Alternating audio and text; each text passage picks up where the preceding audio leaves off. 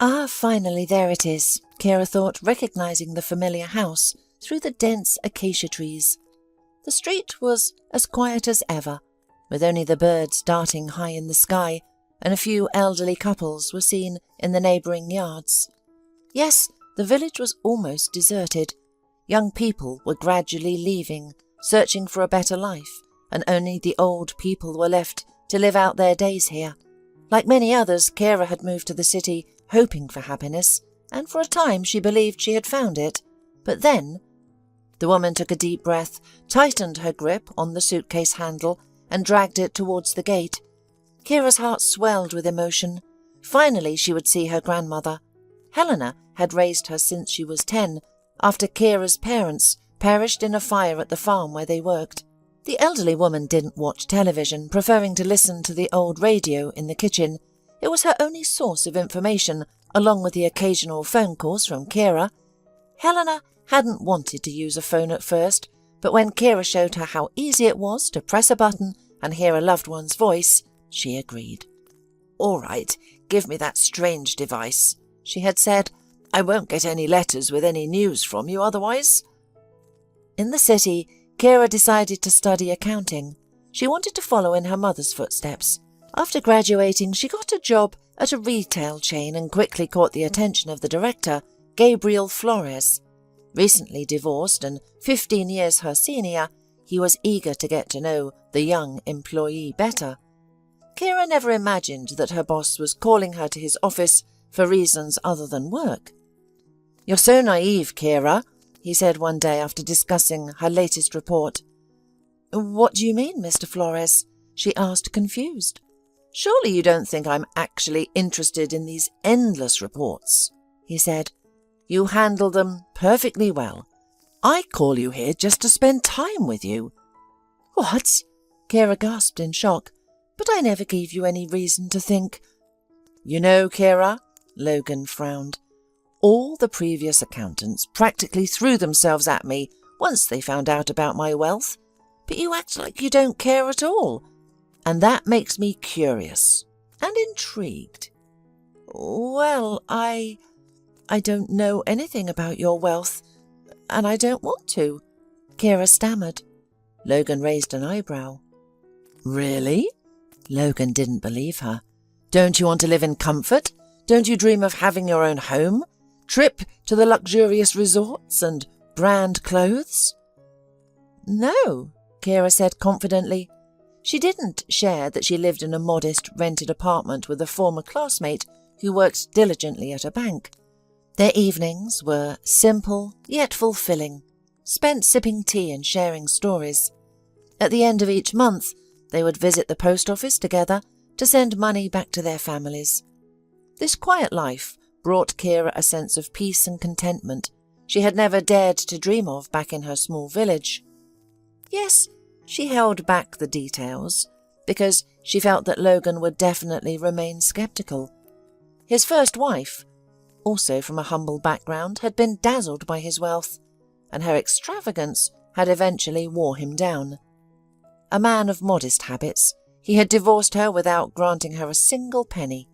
His embittered ex-wife, who had failed to give him children, had wished him a life of solitude and misery. But Logan refused to accept such a fate. He moved from one relationship to the next, always searching for someone he believed worthy of his name and fortune. However, his luck with women left much to be desired. He found them all shallow, overly ambitious and manipulative. Kira, on the other hand, intrigued him precisely because she never flirted with him, never sought his favour, and maintained a strictly professional demeanour. He couldn't determine whether this was a clever tactic, fearing that once he let his guard down she would exploit him. Noticing her boss's intense gaze, Kira adjusted her conservative skirt and firmly said, "If there are no further questions, may I be excused?" He sighed. It seemed this young woman was genuinely not playing games, and this realization only deepened his fascination, as he had never met a woman of such authentic integrity. The following day, he summoned her to his office once more and made his intentions clear. "Kira, You've been with us for 6 months, and I've had ample time to observe your professionalism and integrity. Therefore, I would like to offer you the position of chief accountant in my other company." Kira met his gaze steadily. Later she would regret that look, but at that moment she felt a spark. Logan had strikingly beautiful eyes, sharp and piercing, yet filled with a deep sadness or longing. She suddenly felt a wave of sympathy for him, so strong that she had to close her eyes. "What's wrong?" Logan asked, stepping closer than she expected. Her head spun. Kira looked down, lost in thought.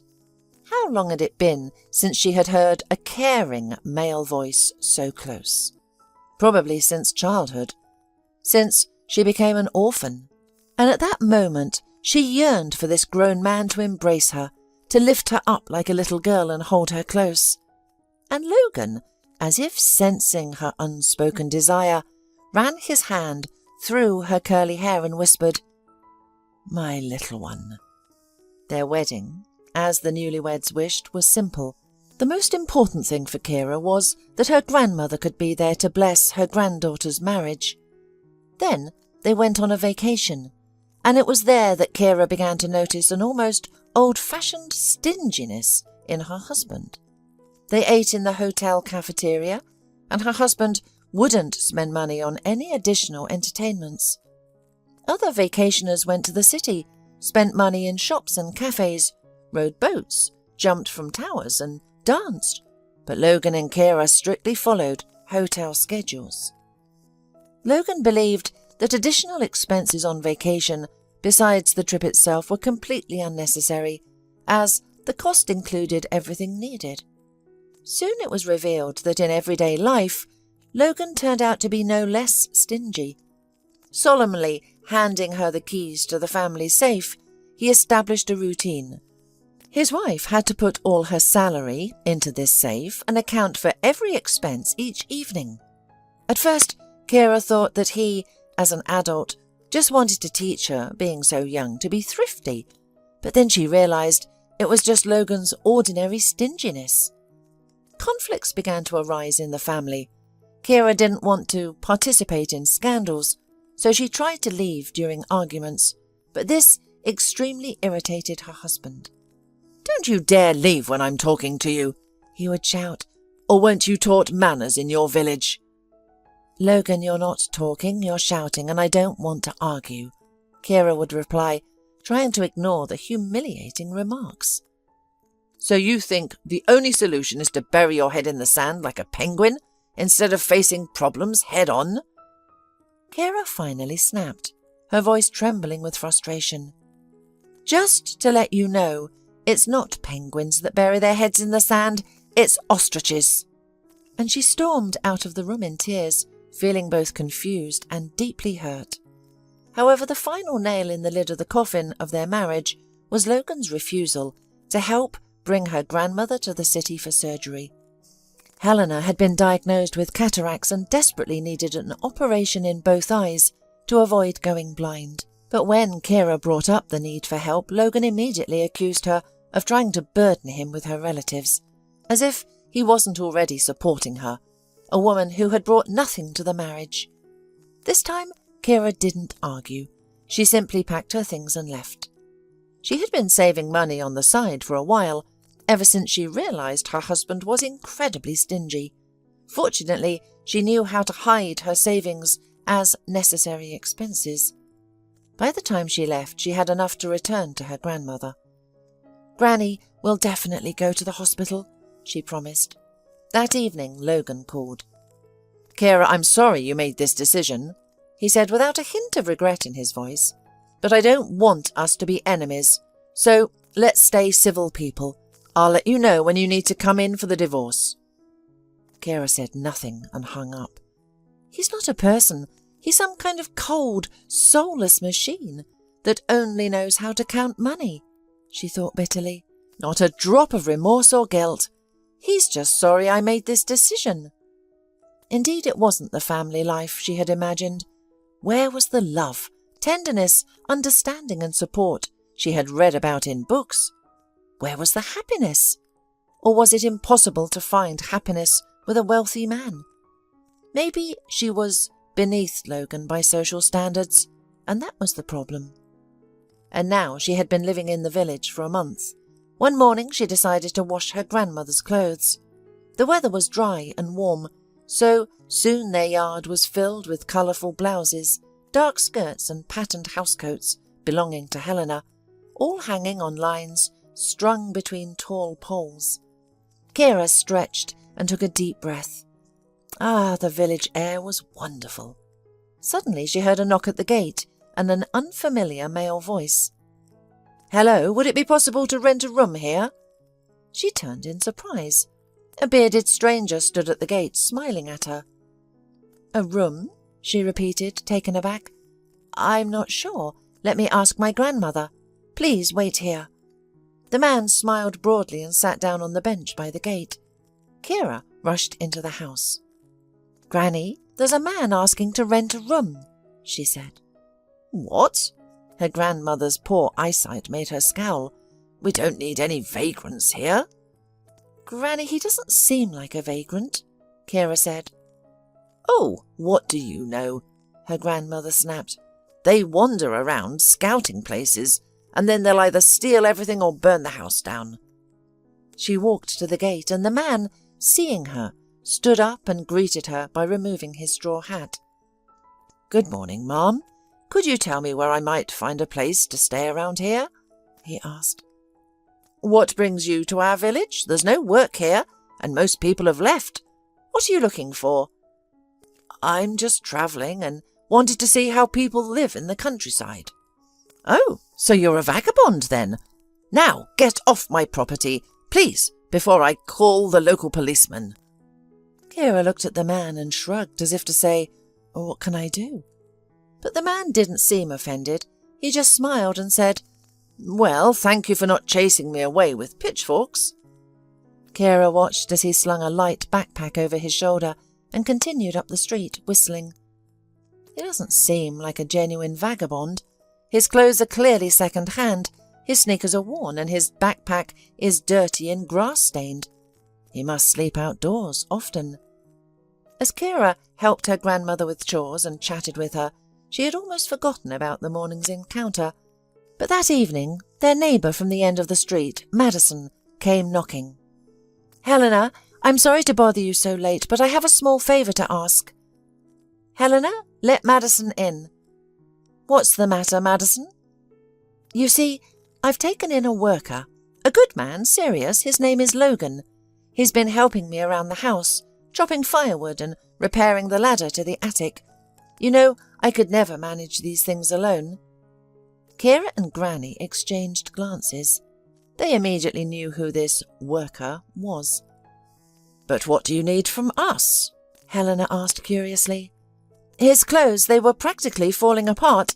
Could you spare some of your men's clothes, Helena?" Helena sighed heavily.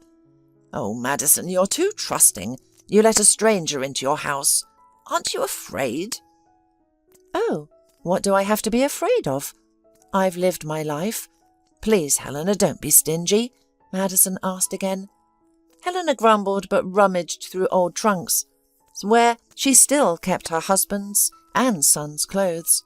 She couldn't bring herself to throw them away or give them all away, but now it seemed fate had intervened. Madison eagerly took the bundle of clothes, thanking Helena profusely, and hurried home. "Look how she cares for him," Helena said thoughtfully. "Maybe this Logan is a decent man after all." The next day Kira went to the village shop for groceries. She walked past the meadows with bright spring grass and enjoyed the warm sun and fresh air. Suddenly she heard quick footsteps behind her, turned around and gasped. "Dad!" The man caught up with her, took off his straw hat and looked at her in surprise. "Hello, I'm sorry if I startled you." Kira blushed and involuntarily looked at the clothes he was wearing. Her father's checked shirt and light summer trousers, which fit Logan as if they were tailored for him. "Oh, these are your father's clothes," Logan realised. "I didn't want to wear them, but Mrs. Wright insisted. I can pay for the clothes if you like." "Oh, no, please. My father doesn't need them any more. He and my mother passed away a long time ago." "I'm sorry to hear that," Logan said, his voice filled with genuine sympathy. "I truly feel for you. Besides, we are familiar, in a way. I grew up in my uncle's house and don't remember my parents." Kira glanced at him quickly. The man seemed to be telling the truth.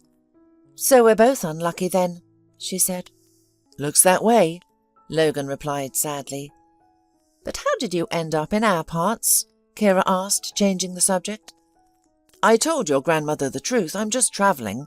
I work in the city and got tired of the noise and bustle. I chose your village randomly. You could say I put my finger on the random place on the map. And as you can see, fate brought me here. Not something else." "Do you believe in fate?" Kira smiled. "Why not?" Logan replied evasively. "Sometimes it brings quite pleasant surprises." They walked together to the store, chatting casually the whole way. Kira briefly shared her story, and Logan confessed that he too had gone through a failed marriage. After the divorce, he decided never to get involved with women again. "Really?" Kira smirked. "What did we do to scare you so much? Though you don't have to answer that. I swore off Moneybag." "Moneybag?" Logan asked, confused. "You know, wealthy guys. It seems to me that they all have some strange quirks, at least among my husband's acquaintances. I didn't see a single one I could trust unconditionally." Logan looked at her from under his cap, his eyes sad. After lunch, Kira received a message from Logan about the time and place of the divorce proceedings. She began preparing to go to the city. "Granny, maybe you want to come with me?" she asked. "We could go to the ophthalmology clinic, get in line for the surgery." No, Helena waved her hands. "What's the rush? My vision is still good enough, and the surgery can wait." The next day, as Kira was riding the train to the city, Logan sat down next to her. "Well, neighbour, I didn't expect to see you here," she exclaimed. "Neither did I," Logan said. "I'm actually going to the city on business," he said, removing his hat. Kira noticed for the first time that his curly hair was tied in a neat bun, and his beard was trimmed. His clothes were also clearly not borrowed, a black branded t-shirt and new dark blue jeans. She didn't ask where he had gotten them. If he said he was going to work, then that must be true. The important thing was that he had a job and wasn't begging somewhere. They talked all the way to the final station. As they parted ways at the station, Logan suddenly suggested, "Maybe we should exchange phone numbers and ride back together. You're returning today, right?" he asked hopefully. "Yes," Kira nodded. "I have no reason to stay in the city overnight." She was surprised that the vagrant had a phone, but still wrote down Logan's number. Logan showed up at the court with some young woman with heavily made-up eyes. Seeing Kira, he immediately introduced his new girlfriend. "Kira, meet my future wife, Lily," he said. The woman raised her eyebrows haughtily and nodded. Kira nodded, and her ex-husband, who seemed to be in an unusually good mood, suddenly said, "I'll let you know when the wedding is, and I'll definitely invite you." Kira thought, "No, he must be joking, or just trying to provoke me. What an absurd idea, inviting your ex to his wedding." But Logan didn't stop there, and continued in a sweet voice, "If you'd like, you can bring someone with you. Do you have someone? Or have all the men in your village vanished?" Kira bristled, but took a deep breath and replied, "Thank you, I'll think about it." A month before the wedding, Kira received a letter with an official invitation to Logan's wedding at a luxurious restaurant. She was taken aback. "He convinced me to have a modest wedding in a cafe, but with Lily, he can afford to go all out." She was irritated by his audacity, but also saw an opportunity to teach him a lesson. So she devised a bold plan. She decided to ask Logan to pose as her partner at her ex-husband's wedding. Logan laughed. "To pretend? Well, that's perfect. It seems my true calling is to pretend." He leaned in and unexpectedly kissed her on the cheek. "Actually, I'd give anything to be your real partner, not just a pretend one." Kira looked at him in astonishment. What did he mean? And what did he mean by his calling to pretend? Kira started preparing for the event, although her grandmother strongly disapproved. "It's a stupid idea to go to your ex-husband's wedding," she grumbled. "It's just humiliating. You have no self-respect." But Kira was determined to give Logan a revenge. Of course, Logan would need to dress appropriately to make her plan work out. She cautiously asked Logan if he had any clothes suitable for a restaurant. And Logan, as always, smiled broadly. "I have something. I'm a great pretender, remember. What about you, Kira? Do you have a beautiful dress?" "Oh, Logan, you're so mysterious," Kira exclaimed. "I have a dress from my high school graduation. Luckily, I haven't gained any weight since then." He frowned. "No, Kira, that won't do. It'll be obvious that the dress is old and you need to outshine the bride at this event. So, let me handle this." "Are you going to get me an outfit from a magician's show?" Kira joked, becoming more convinced that her intriguing acquaintance was an actor. "Let it be so," he replied evasively. The next time they went to the city, Logan took a taxi straight from the station to a boutique. Kira wanted to bombard him with questions, but he put a finger to his lips and said, "We agreed that I would handle this, so no questions." The dress Kira chose could indeed outshine any wedding gown, except that its deep green colour made it clear she was not the bride. Logan also picked out a small clutch, heels, and an exquisitely beautiful necklace. Kira was amazed with the sight of it. "This must cost a fortune. Did you rob a bank?" Kira asked, eyes wide with surprise. Logan laughed heartily and, lowering his voice, said, "Don't worry, the money is clean." Kira nodded mechanically, but she still couldn't understand where all this was coming from. But the biggest surprise was yet to come. When they arrived at the restaurant at the appointed time, the entire staff suddenly beamed at them. They were given seats of honour, close to the newlyweds. Logan, his face flushed with anger, spent the entire evening stealing disbelieving glances at the couple. When the music started and the dancing began, Logan stood and offered his hand to Kira with a bow. As they swayed across the dance floor, Kira whispered urgently, "Logan, please, you have to tell me what's going on, or I'll lose my mind." "What if I tell you the truth?" he asked, his voice soft. "Will you run away?" "No, I promise," Kira replied. "All right, but first, let's wait for the bride to throw the bouquet." Logan led Kira to the cluster of eager women, and the bouquet landed perfectly in her hands. She turned to him, eyes wide with astonishment, as he presented her with a bouquet of red roses and a small velvet box holding a ring. The restaurant staff stood nearby, wearing knowing smiles. One of them handed Logan a microphone. "Kira," he began, his voice warm and sincere, "I remember our talk about money bag. That's why I didn't want to reveal that this—" He gestured around the elegant room. "This is my establishment, and it's not the only one. I took some time off and decided to spend it in the village, and I'm so grateful I did, because that's where I met you. I met you and fell in love, and if you're as happy about our meeting as I am, please be my wife." The guests applauded enthusiastically, momentarily forgetting that they were supposed to be seeing off the newlyweds, Logan and Lily. But Logan raised his hand, signalling for silence, and looked into Kira's eyes. "So, will you marry me?" he asked softly. "How could I refuse such a crazy money bag like you?" she whispered. She rushed to him, hugged him tightly, and pressed her lips to his. The restaurant filled with music, and the guests began to dance again. But Logan and Kira still stood in the middle of the hall, unable to break their first kiss.